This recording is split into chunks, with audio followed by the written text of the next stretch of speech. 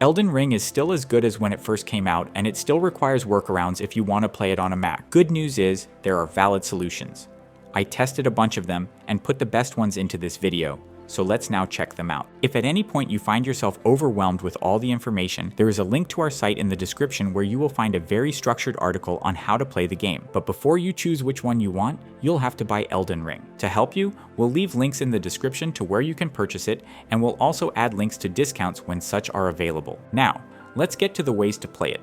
The first method you can use is Boosteroid, the cheapest cloud gaming service that's actually any good. The main draw of cloud gaming is that your machine doesn't matter so long as you can supply it with around 40 megabits of stable internet. And if you've got a faster connection, you can crank up everything to max even in 4K, and you should be more than fine. Now, even though Elden Ring is far from the heaviest of games, it's still pretty demanding. Specs matter a ton here, especially if you want to enjoy the game in its full glory, which is what makes cloud gaming in general a very good option. You just need a decent internet connection, and you are all set to stream the game at max graphics without worrying about performance. Just make sure you are streaming over an Ethernet connection with 50 or more megabits if you want 4K resolution. I tested this with a 60 megabit cable internet and had a pretty good time. You do occasionally notice the ever so slight delay, but that's only because the game often requires split-second reflexes. Other than that, it was a pretty good experience, especially considering it let me play on a base M1 MacBook Air at 120 FPS. All you have to do to start gaming is follow the link in the description, register for the service, and buy a subscription. Then just search for the game and click play. It's all pretty easy, but we have a how-to tutorial if you need it, and an overview of the service if you want something more in-depth to make up your mind.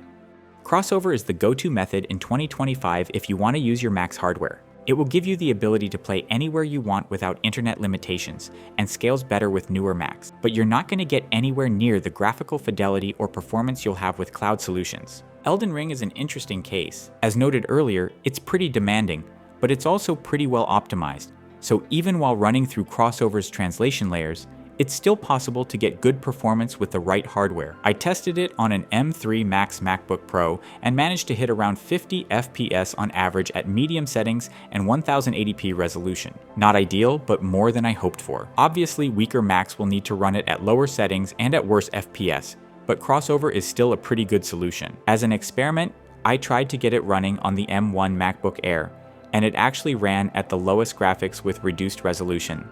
Just don't ask about performance. Also, with this method, you can use mods for single-player games, and there's a 14-day free trial. To use Crossover, click the link in the description, enter your email, and download the app. Then, after you install Crossover, you must click the Try Now option for the 14-day trial. If you need a longer tutorial, visit our video on that.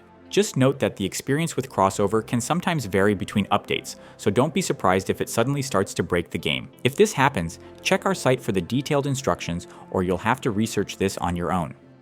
The one issue I encountered with the Crossover method is linked to the game's anti-cheat. This prevents you from playing Elden Ring online, and to play it offline, you need to complete a couple of extra steps. Basically, you must open Steam, right-click Elden Ring, go to Manage, and then to Browse Local Files. Open the games folder and first rename the Start Protected Game file by adding a backup or original at the end. Then rename the regular game file to Start Protected Game. In both renames, do not delete the exe extension. After that, just close the folder and start the game as normal. Steam should now launch the offline version of Elden Ring that has no anti-cheat and can be run in Crossover. Sikarugir is currently the most popular replacement for Whisky since the latter got discontinued by its developer. Think of it as a DIY version of Crossover. It's free, but it's not as reliable or user-friendly. I personally prefer Crossover, but if you are on a tight budget, you can give Sikarugir a go. For this game in particular, Sikarugir gets the job done and lets you play it on a Mac, but you should still be prepared for occasional bugs while working with the tool. Note that Sikarugir also requires you to disable the game's anti-cheat to be able to play it with this method. As for the setup, you first need to install Homebrew, then Sikarugir itself, then Steam, and then the actual game. The process takes a bit more time compared to the other methods here, and so is beyond the scope of this video. For detailed guidance on how to set up Sikarugir, just click the respective video in the description and it will show you exactly what to do. So this brings us to the conclusion of today's video, and if you are interested in exploring more popular gaming titles you can play on your Apple machine, you should check the videos that will now appear on your screen or simply browse through our channel. Also, in case you found this content helpful, we'd greatly appreciate it if you like the video and subscribe to our channel. Take care and see you in the next one.